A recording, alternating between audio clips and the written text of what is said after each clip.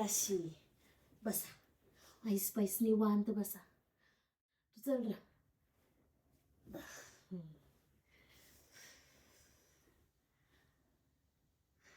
लय येळ लागतोय ना पुण्यापासून इथं पतूर यायला, माहित आहे मला. 7 तास लागले. अहो लय म्हणजे लय लांबचा प्रवास झाला तो.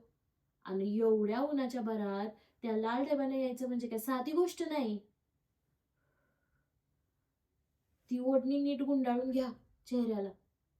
आज जरा उन्हाचा तडाखा वाईस जास्तच आहे.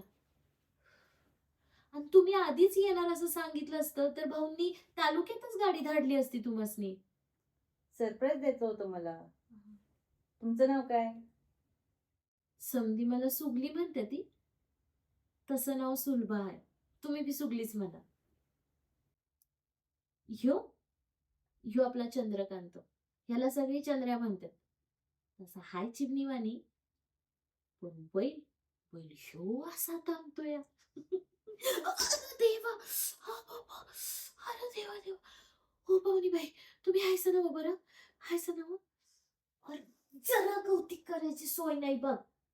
अरे त्या पाहुणीबाईचं पेकाट मोडलं असतंस तर काय त्या दवाखान्याच्या मुडद्यावर घालायला पैका आहेत का तुझ्या बापाकडं? असू दे. एसटी मध्ये ह्यापेक्षा जोरात दणके बसतो. अहो तसं नाही. इथं गावात आल्यावर तुम्हासनी काय झालं तर ते काय बरं दिसत नाही हो. लोक काय म्हणतील? लोक म्हणतील सुगलीनं पाहुणीबाईला बैलगाडीत घेतलं, बसवलं आणि पाटकाट मोडून टाकलं त्यांचं. बरं. पाहुणीबाई, हे बघा.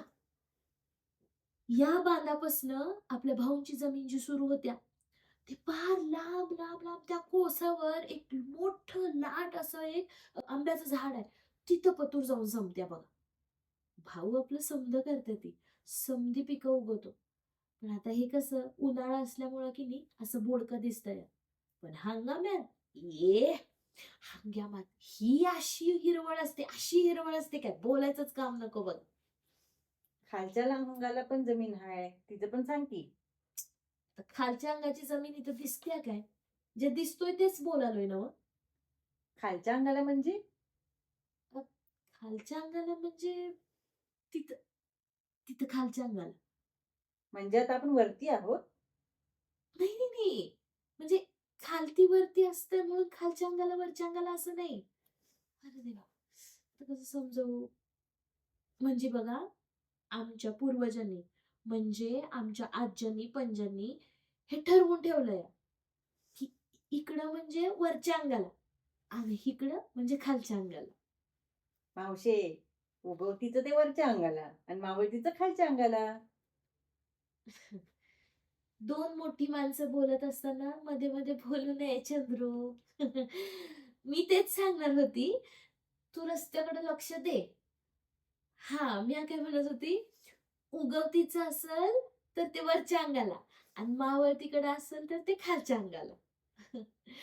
तसं चंद्रू माझा हुशार आहे, पण शाळेत शाळेत अजिबात हुशार नाही. माझ्या बहिणीचं धाकलं आहे. आईकडं कमी, पण माझ्याकडेच असतो. असा गुणी आहे माझा चंद्रू.